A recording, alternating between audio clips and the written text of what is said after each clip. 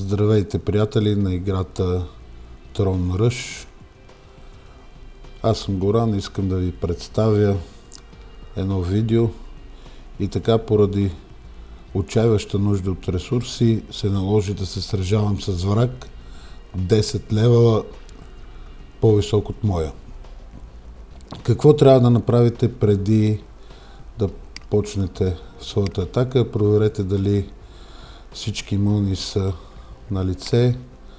Проверете също така дали капацитетът на армията ви е напълнен до максимален предел.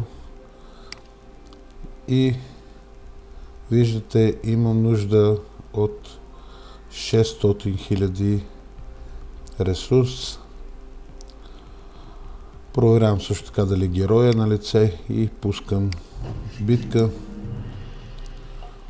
Оказва се, че още първият враг е с точните ресурси, които ми трябват.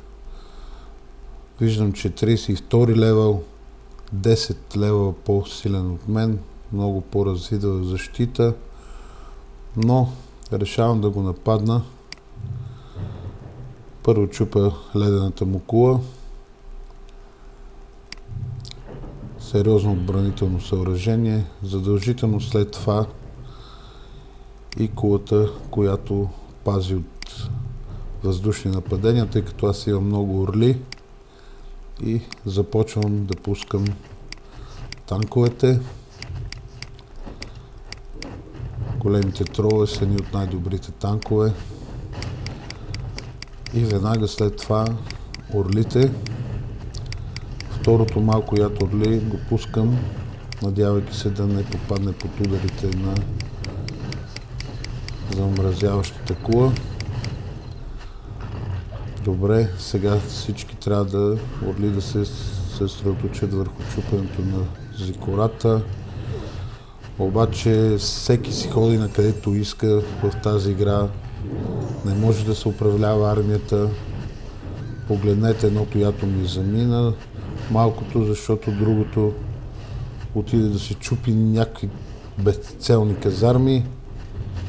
Но въпреки това за мен не е важно да унищожа врага на 100%. Важното е да взема ресурсите. Време да пуснем и героя. Може би трябваше още по-рано.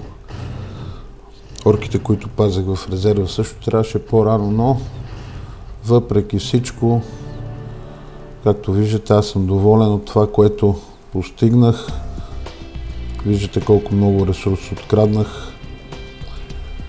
И този, който е 300 лева, да му мисли.